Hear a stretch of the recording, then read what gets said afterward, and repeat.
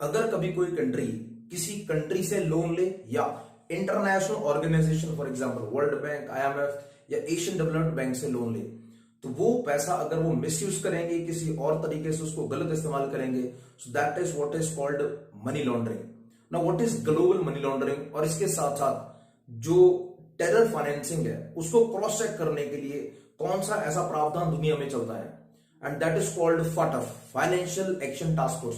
सो इस वीडियो के अंदर आज हम डिस्कस करेंगे फाइनेंशियल एक्शन टास्क फोर्स से रिगार्डिंग जो भी इंपॉर्टेंट कंसेप्ट हैं यूपीएससी प्लस जितने भी कॉम्पिटेटिव एग्जाम है उसमें तो इंपॉर्टेंट है ही, प्लस इसके साथ साथ जो जनरल नॉलेज है उसके पॉइंट ऑफ व्यू से बहुत ही ज्यादा इंपॉर्टेंट है। एज यूजुअल इस वीडियो में हमारा जो यूएसपी है, यूपीएससी के जितने क्वेश्चन ओरिएंटेड पार्ट है वो भी हम डिस्कस करेंगे। Now let's start now with very basic concept of FATF. Please understand this. This is part of Financial Action Task Force. As you can understand from the word financial action, अगर कभी भी कोई पैसा लिया जाएगा और वो गलत इस्तेमाल होगा तो उसके ऊपर एक्शन होगा बाय अ टास्क फोर्स, मतलब एक ऐसी ऑर्गेनाइजेशन वो एक्शन लेगी। देखिए एक इंपॉर्टेंट यहाँ पे चीज याद रखना, इसमें टैक्स ज्यूरिसडिक्शन का कोई कंसेप्ट नहीं है। There is no word of tax involvement in this. यहाँ पे मेनली अगर कभी पैसा दिया जाता है, अगर वो गलत इस्तेमाल होगा, सिर्फ और सिर्फ उस पैसे से रिलेटेड यहां पे बात हो रही है। That is what is financial aspect here is. Now FATF, financial action task force एक इंटरनेशनल ऑर्गेनाइजेशन है जो इंटर गवर्नमेंटल बॉडी है। यहां पे I have used the word IGP, it means inter governmental body, मतलब दुनिया के जो देश हैं उन गवर्नमेंट्स का यहां पे स्टेक है, और एक साल में 3 बार इसकी मीटिंग होती है, and that is called plenary. As you can see here it is called plenary. 3 meetings per year, that is called plenary. Now very important thing, यहां पे मैंने 3 वर्ड्स एक्सप्लेन किए हैं यहाँ पे which explains the functions of financial action task force. As you can see here, first is global money laundering, then is terror financing watchdog और round tripping. ये तीनों के तीनों कंसेप्ट को अभी हम समझते हैं। पहले ग्लोबल मनी लॉन्ड्रिंग है क्या? As a told in the beginning only, अगर कोई कंट्री मान लीजिए 10 करोड़ का लोन लेती है और उस 10 करोड़ को वो वर्ल्ड बैंक से लोन लेती है, दुनिया में देने वाले जो लोन की जो ऑर्गेनाइजेशन है, अगर मैं बात करता हूं ऑर्गेनाइजेशन जो दुनिया में लोन देती है, तो उनमें सबसे पहला नाम वर्ल्ड बैंक का, दूसरा IMF, third is Asian development bank, and fourth is any other country which can give the loan, it has the capacity to give the loan. Now world bank, IMF दोनों Bretton Woods organization के नाम से भी famous है, क्योंकि Switzerland के अंदर Brayton would शहर है जहां पे इनकी स्थापना हुई थी। सो नाउ वर्ल्ड बैंक जो है ये वो ऑर्गेनाइजेशन है जो लॉन्ग टर्म के लिए पैसा देता है, मोर देन 40 इयर्स, और ये पैसा देगा मेनली इंफ्रास्ट्रक्चर डेवलपमेंट के लिए, जिसमें रोड्स कंस्ट्रक्शन हो, चाहे इसके अलावा इलेक्ट्रिसिटी की फैसिलिटी हो, वाटर फैसिलिटी हो, स्कूल बनाने हो। सो ऐसे बहुत सारे इंफ्रास्ट्रक्चर रिलेटेड जो भी डेवलपमेंट प्रोजेक्ट्स रहते हैं वो इसमें आते हैं। आपने बहुत बार न्यूज में सुना भी होगा, जैसे आंध्र प्रदेश गवर्नमेंट को जो वर्ल्ड बैंक है उसने पैसा दिया था रोड्स की कंस्ट्रक्शन के लिए। For example Himachal Pradesh government को जो है 2006 में, इन 2006 for the development of swan river watershed project, Una जो डिस्ट्रिक्ट है हिमाचल प्रदेश के अंदर, वहां पे स्वैन रिवर है, स्वैन रिवर का जो वाटरशेड डेवलपमेंट प्रोजेक्ट था 2006 में, तो उसके लिए एशियन डेवलपमेंट बैंक ने जो है लोन दिया था। It was very big loan. So ये सारी चीजें आपको याद रखनी है। और यहाँ पे जो आईएमएफ है ये इंटरनेशनल मॉनेटरी फंड है, ये मेनली कंट्रीज की अगर इकोनॉमी रिसेशन में जाए तो वहां पे ये हेल्प करता है, और ये शॉर्ट टर्म के लिए लोन देता है 3 साल 4 साल ऐसे। सो आपको यहाँ पे याद रखना है ये सारी ऑर्गेनाइजेशंस लोन देंगी। अगर लोन दिया गया और वो लोन इंफ्रास्ट्रक्चर के लिया गया था, इंफ्रास्ट्रक्चर डेवलपमेंट के लिए, लेकिन उस लोन को किसी टेरर एक्टिविटी में, टेरर फाइनेंसिंग के लिए यूज किया गया, तो that is what is money laundering. जिस मकसद के लिए लोन लिया जाएगा वहां पे पैसा नहीं लगाया गया, लेकिन वो पैसा गलत तरीके से किसी और इलीगल एक्टिविटी में लगाया गया, चाहे वो ड्रग रैकेट हो, ड्रग कार्टल्स हम बहुत सारे सिंडिकेट्स के तौर पे चलते हैं, इसके अलावा टेरर फाइनेंसिंग दुनिया में। अब ये जो फाटफ है, फाइनेंशियल एक्शन टास्क फोर्स जो है, ये वॉचडॉग की तरह काम करता है। ये आंख रखता है जो भी पैसा दिया गया किसी भी कंट्री को, अगर उस कंट्री के डिपार्टमेंट ने उसको सही तरीके से लगाया नहीं लगाया। सो ये चीज है इसका कंसेप्ट। यहां पे एक वर्ड मैंने यूज किया राउंड ट्रिपिंग। इकोनॉमी की लैंग्वेज के अंदर राउंड ट्रिपिंग है क्या?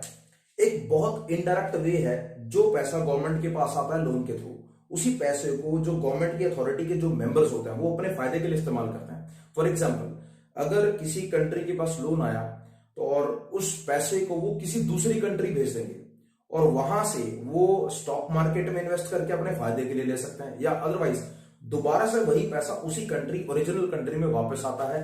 That is what is called round tripping. So ये बेसिक कंसेप्ट है जो आईएमएफ का आपको याद रखना है। वर्किंग क्या है इसका, इसके ऑब्जेक्टिव्स क्या हैं, ये सारे इसमें कवर होते हैं। Now let's go back to the history of IMF, कब ये स्थापित हुआ, और जो यूपीएससी के जो क्वेश्चन पार्ट है वो भी अब इसमें कवर करेंगे। सबसे पहली चीज है, जो आईएमएफ वो 1989 में इस्टेब्लिश हुआ था during the G7 summit which held in Paris, France. France की जो पेरिस सिटी है वहां पे group of 7 countries, as you can see here G7 means group of 7 countries. Now very important thing, UPSC के साथ बहुत सारे कॉम्पिटेटिव एग्जाम है, G7 कंट्री से भी क्वेश्चन आ चुका है। You must learn the names of the countries which are very important. Very basically I am trying to explain you. Let's go by the continent. सबसे पहले देखिए, नॉर्थ अमेरिकन कॉन्टिनेंट के अंदर यूएसए और कनाडा, ये दोनों कंट्रीज इसका part है। इसके साथ साथ फ्रांस, जर्मनी, यूके और इटली, ये चारों की चारों कंट्रीज यूरोप से आती हैं। इसके साथ साथ जापान जो एशिया से आता है। So we have 2 countries from North America, 4 countries from Europe and 1 country from Asia. These are the 7 countries which are the important members of G7. एक चीज याद रखना, G7 वो ग्रुप है जो दुनिया की वो कंट्रीज की इकोनॉमीज, जो पूरे वर्ल्ड ओवर इकोनॉमीज को कंट्रोल करती हैं, ज्यादातर बिजनेस को। इनकी जीडीपी जो है रेशो बहुत स्ट्रांग रहती है, बहुत ज्यादा इंटरनेशनल ट्रेड को ये रेगुलेट करते हैं। That is very important. Moving ahead, अब यहां पे बात करेंगे, आज की अगर हम बात करते हैं तो टोटल 39 मेंबर्स हैं फाटफ के। फाटफ has near about 39 members.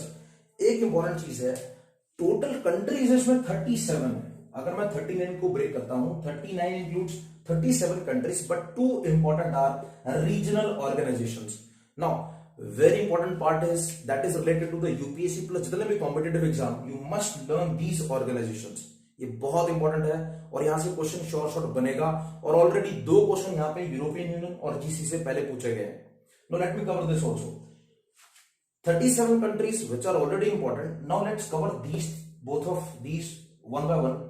European Union एक ऐसा ग्रुप जो यूरोप की 27 कंट्रीज का ग्रुप है, सारी की सारी यूरोपियन कंट्रीज इसमें आती हैं। If I take some name, then it includes France, Germany, Italy, Estonia, Latvia, Lithuania, और ऐसे बहुत सारी कंट्रीज है इसमें। Now very important is GCC, जो गल्फ कंट्रीज का जो काउंसिल है। I am trying to explain this with a flow chart method. अगर आपको मैप याद है, you must learn the map of gulf countries. अगर आप उसको क्लॉकवाइज डायरेक्शन में लेंगे तो आपको ये कंट्री सीरीज में मिलेंगे। Let's go through clockwise direction. Starting में सबसे पहला आता है, number 1 is Saudi Arabia, followed by K से कुवैत, देन बी से बहरेन, क्यू से Qatar, next is UAE. UAE it includes 7 kingdoms, जिसमें दुबई, अबू धाबी, शारजा सब आते हैं, और उसके साथ O for Oman. Let me repeat these countries names once again. GCC includes 6 countries, उनमें सबसे पहला Saudi Arabia, followed bye Kuwait, Bahrain, Qatar, UAE और ओमान।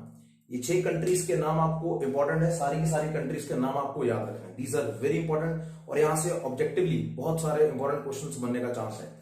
मूविंग अहेड, अब जो हम चीज डिस्कस करने वाले हैं इस वीडियो के अंदर, वो है फाटफ की तरफ से दी जाने वाली लिस्ट के बारे में। देखिए, 2 इंपॉर्टेंट लिस्ट है यहाँ पे, एक है ब्लैक लिस्ट और एक होता है grey list. Let's cover the grey list first. As you can see here, 1 is grey list, second is black list.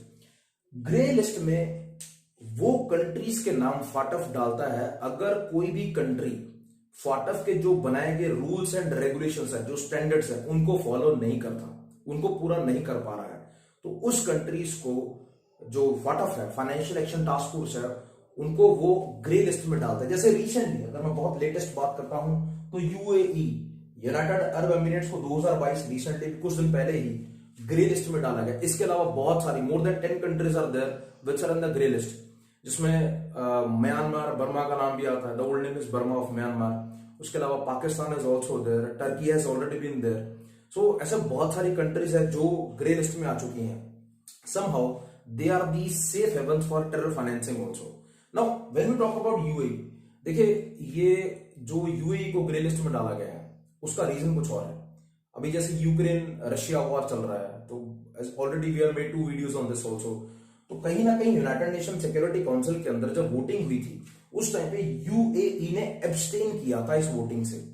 Now to target UAE, USA के पास एक मुद्दा था कि यूएई के अंदर कुछ इलिसिट इलीगल फाइनेंसिंग हो रही है, और उस मुद्दे को उठाकर उन्होंने इसको ग्रे लिस्ट में डाल दिया। It's a wrong step considering UAE is one of the best destinations for the FDI, foreign direct investment की अगर हम बात करते हैं। यूएई के अंदर गोल्डन वीजा, दुबई के अंदर बहुत ज्यादा इंपॉर्टेंट है। What is golden visa? अब यहाँ पे शॉर्टली आप अंडरस्टैंड करें गोल्डन वीजा होता क्या है। कुछ इन्वेस्टर्स, कुछ एंटरप्रेन्योर्स या कुछ स्टूडेंट्स, कुछ साइंटिफिक नॉलेज के इंडिविजुअल जिनके पास एक्स्ट्रा टैलेंट है, वो सारे लोग दुबई के अंदर उनको फॉर एवर पूरी लाइफ के लिए वीजा मिलेगा। मोर देन 10 ईयर्स इनिशियली बात करते हैं, more than 10 years, later it is extended also for study also, for doing business also, without any sponsor in Dubai. So ऐसे ही यूएई का एक बहुत इंपॉर्टेंट ये गोल्डन वीजा जो बहुत इंपॉर्टेंट है। और आपको पता ही है दुबई के अंदर जो Burj Khalifa, that is the hotspot of the tourism also. So अभी रिसेंटली एक म्यूजियम भी वहां पे बना है जो कि एक बहुत इंपॉर्टेंट डेस्टिनेशन है टूरिज्म का। सो कहीं ना कहीं एफडीए प्लस टूरिज्म यहाँ पे बहुत ज्यादा इंपॉर्टेंट है। सो ये चीज आपको याद रखना है इसके अंदर। नाउ अब जो यूपीएससी में इसके अंदर क्वेश्चन बनेगा वो मैं डिस्कस करूंगा। Before that, black listed countries में ईरान और नॉर्थ कोरिया दोनों आती हैं। जो ब्लैक लिस्टेड कंट्रीज होती हैं वो लोन नहीं ले सकती इंटरनेशनल ऑर्गेनाइजेशन से। वर्ल्ड बैंक, आईएमएफ और इसके साथ साथ एशियन डेवलपमेंट बैंक या कोई भी रीजनल बैंक हो, वो इनको लोन नहीं देता। There is no loan facility. Now when we talk about the countries who are in the grey list के अंदर जो कंट्रीज आती हैं उनको लोन दिया जाता है, लेकिन बहुत सारे हर्डल्स आते हैं, बहुत सारी हैम्परिंग होती है। It's very tough for them, बहुत सारे क्रॉस चेक्स होते हैं। Now UAE is the latest country in this, I have already told you. Now very important for the UPSC की तरफ से जो क्वेश्चन बनता है यहाँ पे आपको याद रखना है, अगर कोई कंट्री ग्रे लिस्ट में है तो बाद में उसको ब्लैक लिस्ट में भी डाल सकते हैं अगर वो फिर भी सेटिस्फाई नहीं करता है रूल्स एंड रेगुलेशंस को। हाउएवर, अगर कोई कंट्री इंप्रूव करता है अपनी activities according to the rule setup by the FATF, तो उस कंट्री को ब्लैक लिस्ट से उठाकर वो ग्रे लिस्ट में डाल सकते हैं। और ग्रे लिस्ट के बाद अगर वो और बेटर करता है तो उसको ग्रीन लिस्ट में डाल देंगे, जिसमें नॉर्मल कंट्रीज का नाम आता है जो लोन ले सकती हैं। आपको यहाँ पे क्राइटेरिया याद करना है। Please mind my words. I'm telling you the very important thing. You won't find it very easily in some other sources also. कौन सा क्राइटेरिया है जिसके तहत ग्रे लिस्ट से बाहर आते हैं और कौन सा क्राइटेरिया है जिसके तहत ब्लैक लिस्ट से बाहर आते हैं। First let's cover the grey list. देखिए 12 मेंबर कंट्रीज की सपोर्ट चाहिए। ये 12 के 12 देश इन 39 मेंबर में से होने चाहिए। अगर इनका सपोर्ट है, डेफिनेटली सपोर्ट तब मिलेगा अगर उनका standards according to the FATF rules and regulation होगा। 1990 के अंदर, अगर मैं आपको थोड़ा और इसको ब्रीफली बताऊं, 1990 के अंदर पहली बार नए रूल्स एंड रेगुलेशंस निकाले थे फाटफ ने, और 1996 से लेकर 2012 तक इन्होंने 4 टाइम्स, इन्होंने लगभग 4 बार इसको अपडेट किया अपने एक्ट को। सो इस एक्ट के जो लेटेस्ट फीचर्स हैं उनके तहत अगर कोई कंट्री रूल्स एंड रेगुलेशंस को फॉलो करेगा तो उसको इंप्रूव करके वो ग्रीन लिस्ट में डाल देते हैं। Then it comes out of this very list issue. Now to get out of the black list 3 countries की सपोर्ट चाहिए। ये बहुत ज्यादा इंपॉर्टेंट है। 3 कंट्रीज की support, it is very much mandatory. So these are the basic concept of this very topic also. और list का I repeat, 12 countries का सपोर्ट चाहिए ग्रे लिस्ट से बाहर आने के लिए, 3 कंट्रीज का सपोर्ट चाहिए to come out of the black list. So these are the very important postulates of FATF also. अभी जितनी भी कंट्रीज हैं यूजुअली जो ग्रीन लिस्ट में आती हैं, they all follow the proper procedure setup by the FATF. लेकिन आने वाले टाइम में भी बहुत सारी कंट्रीज के ऊपर सैंक्शंस लगते हैं, अगर जैसे रशिया का तो चल ही रहा है अभी, Russia is facing lot of troubles also. और जितनी भी कंट्रीज का अपडेशन होगा ग्रे लिस्ट के अंदर या ब्लैक लिस्ट के अंदर, तो उसको भी हम कवर करेंगे with the passage of time. Thank you for watching.